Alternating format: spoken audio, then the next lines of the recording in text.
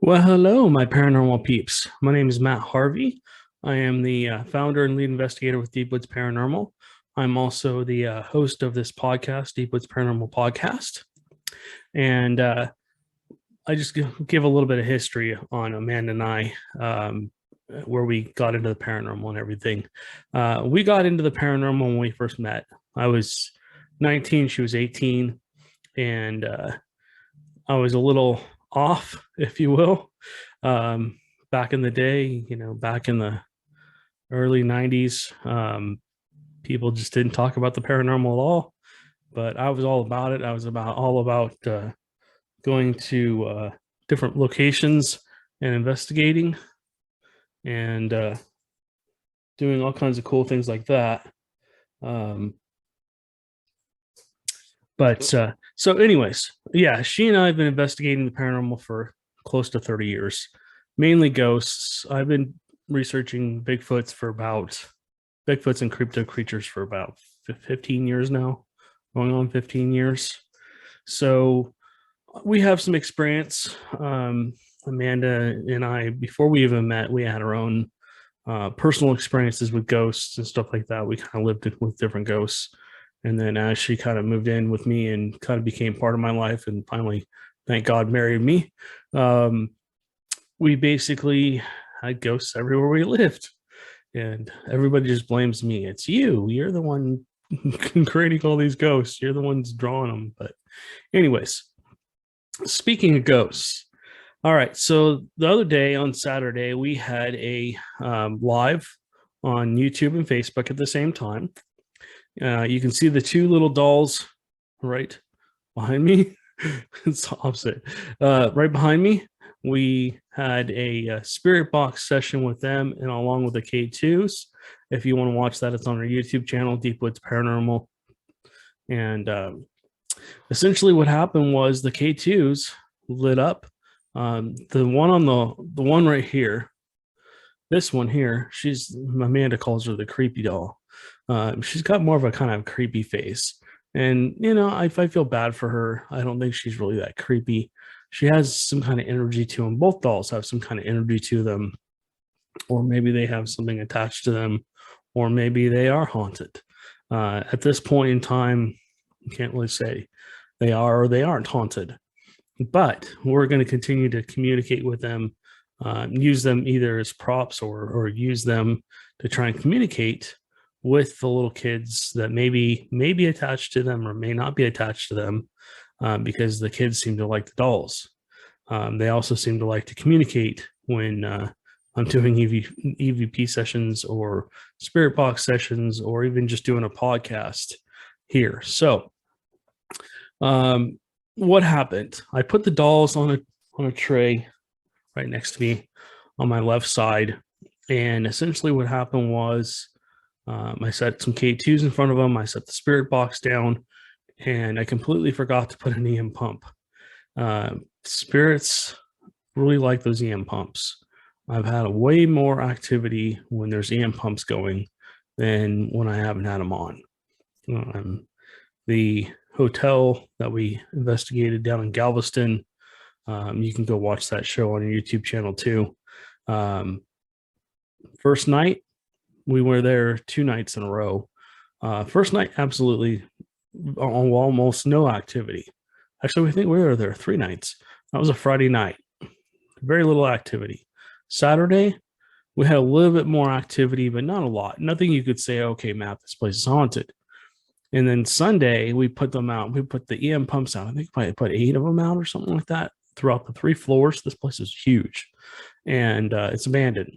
So, but we had permission to be there. And essentially, the activity went nuts. We got all kinds of spirit box hits, which we had gotten none previously. Nothing we could understand. It wasn't just like a quick bit, you know how the spirit box is if you've ever listened to one. It was actually clear voices coming through the spirit box talking to us. I wasn't able to hear a lot of what they were saying. I had different hearing aids at that point in time. They weren't nearly the quality of these, but Anyways, okay. So during our spirit box session with the dolls here in the office, this is the Deep Woods office. If you're looking behind me, we have a lot of Star Wars stuff. We have a lot of Bigfoot stuff and other stuff throughout the office. We have we had about 5 or 6 spirits that came through. I believe there was at least 3 little kids. There was a male entity, and then there was a Spanish entity. He was speaking Spanish and couldn't quite understand him. If you want to go back and watch live on either our YouTube channel or Facebook channel, go for it. Maybe you can listen to some of that, but there was a lot of things that came through. Also, I do the Deep Woods Survival podcast now. Actually, I was doing that out in the dining room, and I need to go back and watch that video. But something walks to, almost like behind me, and just I didn't even see it until I reviewed the video. I was like, wait, what? So I need to go back to the actual raw video and watch that again and see what that was, because there's no cars that come by on that side of the house. There's no reflections. There's no nothing. There's no shadows that come across, especially that fast. This looked like it was a light. So if you've watched that video, let me know. That's on our Deep Woods Survival podcast channel over on YouTube. And then also we have a podcast for that. But anyways, if you listen to that or watch that, let me know if you hear or see anything. I got to go back through that too. Something interesting that did happen, the word demon came through. I don't know if I caught it on the live stream or not, but I immediately told whatever negative entity was here that they essentially needed to leave. They needed to go, and they weren't welcome here, and that you're not allowed in my house. The rules are for the spirits that are here, they can stay in this office. They have to behave. They can't scare anybody or any animals. Can't hurt anybody. They can't do anything. They can't like slam doors, anything negative. Now, if they want our attention and they want to move something, that's great. Go for it. That doesn't count the other jerk that spirit follows me around that knocks crap out of my hands and stuff like that. That's not the kids that are in here. But we do allow, I think there's 3 or 4 spirits, little kid spirits. And so 2 of them possibly are attached to the dolls, 1 each or more. There might be more spirits attached to those dolls. I don't know. There might not be any. At this point, we're still trying to figure out if they're haunted or not, or if they just have energy to them, or is something drawn to them. So that's basically why we keep doing these videos with the dolls. Anyways, so talking about the kids, Wendy is a little girl. She's I believe she's 12 or 13. I used to do the ghost tour down in Bryan, downtown Bryan. A friend of mine basically does the tours, and I help her out as much as I can because I want to see that go. If you're interested in going on a tour, I think she's going to start back up here in October. We're going to be doing our own thing at that old haunted town. If you've seen that on our YouTube channel, there's a jail, there's a schoolhouse, there's a post office, and then there's the old train depot, and there's a couple other buildings on the property. And then over 300 people have been hung, or more, maybe more, almost 400 from trees on that land. So it's basically a old historical ghost town, essentially, was what it is. And they've come in and they've tried to restore it as best they can. They try and keep it up. So anyways, if you're interested in that, we'll be doing that here in the next, hopefully the next couple months. We're in the process of setting that up. So, okay, so Wendy, like I said, she's a 12 to 13-year-old. She came with me from Bryan. The only reason I allowed her to come with me was because she had communicated with me multiple times. I never felt threatened. She always was polite. and she was always begging to go home with me. One night after a tour, I went to get in my car and like to use the spirit box. I think she learned from using the spirit box because she was one of the clearer voices that would come through the spirit box. Basically, all of a sudden you hear, "Go home," a female voice. Now, my little car, I have a little red Jeep um, that I'm pretty sure some little old lady or little old man owned. Um, and it does have energy as well to it. I've had multiple voices come through the radio. Even when it said no satellite connection, voices have come through the radio. So something that does like to communicate with me. I call my little car Little Red. Anyways, so Wendy supposedly came through the speakers of my car, and I said, no, no, no, no, no, you can't come home with me. Well, on the last tour I did, um, before they shut down for the summer, um, I basically told Wendy she could come home with me if she wants to. Now, downtown Bryan is less than a mile away. There's a theory that spirits can project themselves from one place to another. All they have to do is, if you think about them or whatever, if you create some kind of energy towards them, they possibly could come to your area and be there. A lot of the times, like if you've ever seen Ghost Adventures, where they get, where they do the dual sessions where they're at the Bobby Mackey's bar in Nevada, but they're at a different location, and they get EVPs coming across over in Bobby Mackey's saying Zach or whoever, but yet they're not there. So actually, that happens to me a lot too. I get calls from other teams, and they're trying to figure out what's going on. They get the EVP of Matt Harvey. After we've investigated, maybe they've come in behind us or whatever. Another thing that happened during the lives was, if you look out in the hallway there, right where that little nightlight is, there was shadows, little shadows, only I would say a couple feet lower than the painting. So child size, maybe a 12 or 13-year-old size, were darting around back over there. And I didn't even realize until I watched back on the live. I just saw a shadow back there a minute ago. So if you're watching the video podcast, feel free to let me know if you see anything. Now, we have 4 dogs. We have 2 cats. There's a cat laying on the couch behind me. His name's Mr. Moo. He's a black cat with green eyes. He's a sweetheart. Super cool cat. Anyways. Okay, so the other kids, where do they come from? I'm just answering your guys' questions, by the way. Where did the other kids come from? Who are they? We cleared a home. I don't even want to say it. It's close to Bryan, over here. And we told the little kids, if you don't want to cross over and you're just not ready to go, the owner was okay with them staying. Or I said, you can come home with me.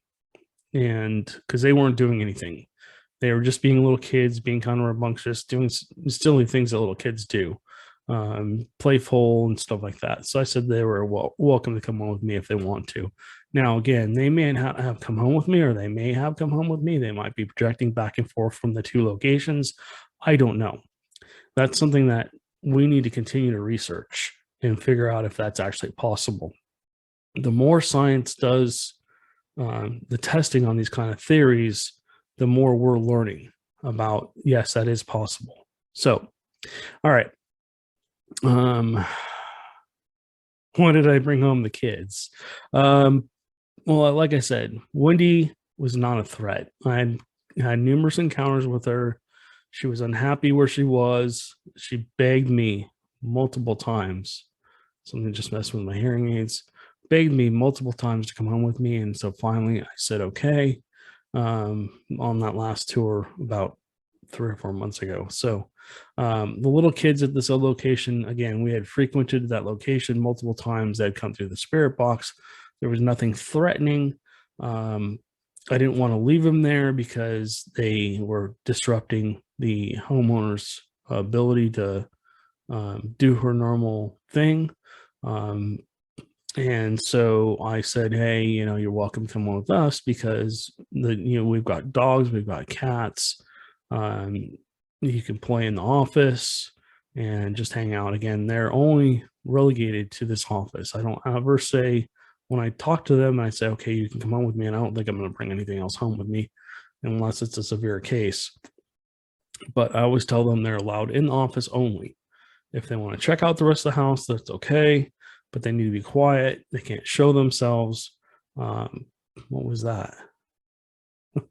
Speaking of showing yourself, um, so something may have materialized in the doorway behind me real quickly. There was some kind of white misty thing I think I just saw.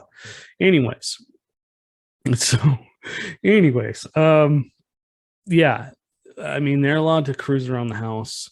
Um, as long as, like I said, they don't scare anybody, they don't hurt anybody, they don't show themselves, they don't make their presence known. In here, I don't care if they make their presence known. If they want to, get my attention, then I'm happy to pay attention to them. But the rest of the house is off limits, essentially. And so last night, I don't know who it was. We had somebody, and it was very uncomfortable. I don't know if I should be talking about this, but somebody came walking into our bedroom and I could hear them walking, and I have crappy hearing. I can hear their footsteps, do, do, do, do, do, do, do. And we don't have hardwood floors. We have vinyl floors. So this is heavy duty vinyl because the dogs can't scratch it up. It's supposed to be better than hardwood floors. It costs about the same. So yeah, essentially something walked around the room. And I was tired. I didn't want to get up and deal with it. I'm like, no, I don't know if the whole intent was to scare or what. I know it wasn't any of our entities that we have here. So, oh, and there's one other entity. I've talked about her multiple times, but there's an Indian woman here that seems to kind of hang out. In fact, on the spirit box session, we had language come through that sounded like Native American Indians.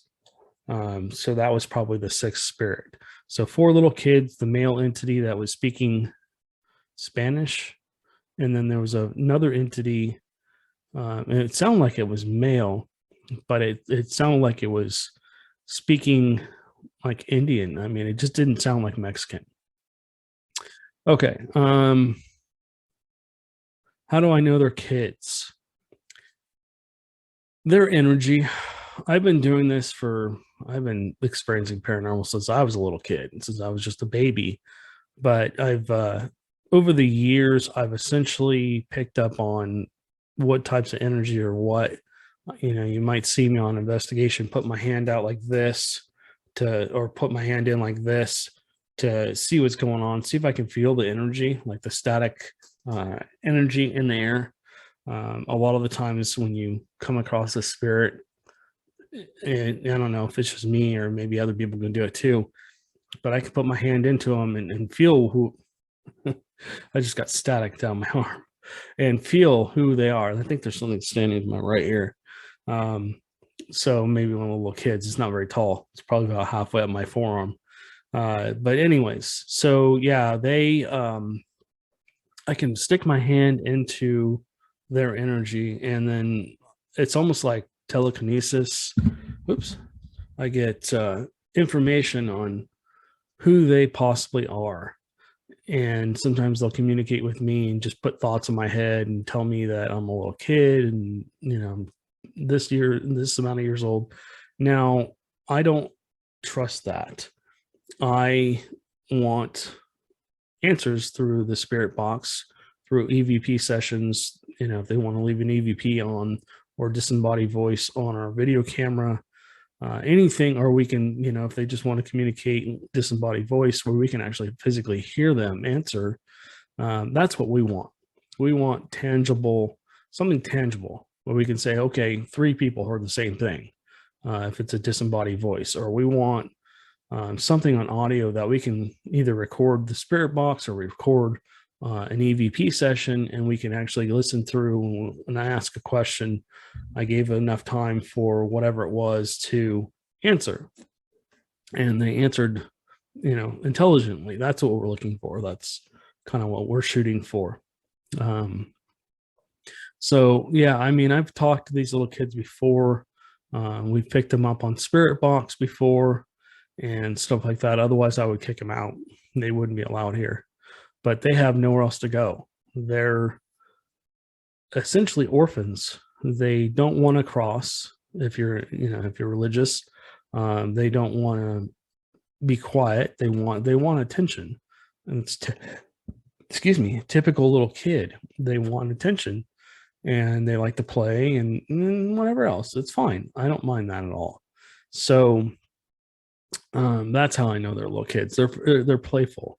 I've been around enough negative energy to know what is a negative energy. I know they try and disguise themselves a lot, and I've done this. I've been through so many homes with demonic haunts and removed so many entities that now at this point they can't hide from me anymore. I mean, it's just to the point where I know. Sometimes they're able to, but very rarely. Sometimes I'll get a second opinion on a case and ask somebody to come in and just walk around and tell me what their impressions are. But anyways, all right. So people are asking, will you do more live investigations in the future? Yes, we will definitely do more lives. I think we'll probably do more lives with the doll. People really like that. Thank you guys so much for watching our lives and supporting that. Maybe on the weekends we'll try and do that. I've been a little bit under the weather for the last week. Just over a week now. So I'm trying to get better. I don't want to go out into the field and do Bigfoot research when it's 100 and some odd degrees out. And it's like 90 some odd degrees out at midnight when I'm not feeling good. So because it'll just drain me so fast. I won't be able to do much, and it won't be a very good, very interesting show. Let's put it that way. So we want to make sure you guys are getting the best quality podcast, shows, documentaries, whatever we're doing. We want to make sure you guys we're doing the best we can to make you guys like what we're putting out. Speaking of that, if there's content you want us to talk about on the podcast, if there's somewhere you think we should go in Texas, right now we can't travel outside of Texas just because money's a little tight, but in the future, hopefully we're going to be able to. We just, with the business coming on board now, we're going to have some money coming in from that, and then we're going to start using that to travel maybe back outside of Texas again. And just know that Amanda and I've traveled throughout the world, and we've done ghost hunting a lot of places: Ireland, Scotland, England, and then all throughout the whole U.S. I mean, I don't think there's too many states that we haven't done an investigation in. So yeah, I mean, you guys have to tell us what you want to hear. Tell us what you like. Tell us what you don't like. Please be polite. Please be kind. Critical. I mean, what was the word I wanted to say? Feedback's always nice, even if it's not something you want to hear, but it teaches us how to become better at what we do. And so we just want to make sure, like I said, if you guys are wanting us to talk about a subject, or you wanting us to go out and check out this location or that location, we have a long list of locations that we want to go check out. There's an old wall somewhere. I don't know if it's on private property or not. I'm doing research on it, but it supposedly was there during the Civil War, and there was a battle or something that happened around it. And so it's said to be maybe not haunted, but there might be some energy. Maybe there's some spirits out there. Who knows? But I've got it written down. I'm going to look into it. Bigfoot research. Definitely want to return into that again. I want to go back to a couple locations that we've already been to. And then I want to go check out in some new areas that we have not been to. My friend's property up by where they live, they have some kind of Bigfoot activity that they were being stalked by a Bigfoot, essentially, probably the dominant male. So that's what's coming down the pike. We're going to be doing more investigations here in the next couple of weeks. We'll get some more investigations up on our YouTube channel. And then if you haven't gone over and listen to our Deepwood Survival podcast. Or if you're into survival or camping, hiking, fishing, anything outdoors, prepping, please visit the Deepwoods Survival page. I'll be linking that on here, so you guys can go check that out as well. And just like I said, let us know what you want to hear. Let us know what you want us to talk about. If you want to come on and be a guest, we'd love to have you. We're always looking for new guests. Sometimes those podcasts don't come out because people decide they don't want to have the podcast come out, but that's okay. And that's called life. So yeah, if you guys have content you want us to publish, a person you think we should talk to, you witnessed something paranormal, or you lived in a haunted house or whatever. I mean, this is non-judgmental. We want this to be a free and open area. If you're sensitive, you're psychic, and you want to come on and talk about some of your ghost stories, we'd love to have you. So, all right, guys, thank you guys so much for listening, and we'll catch you on the next one.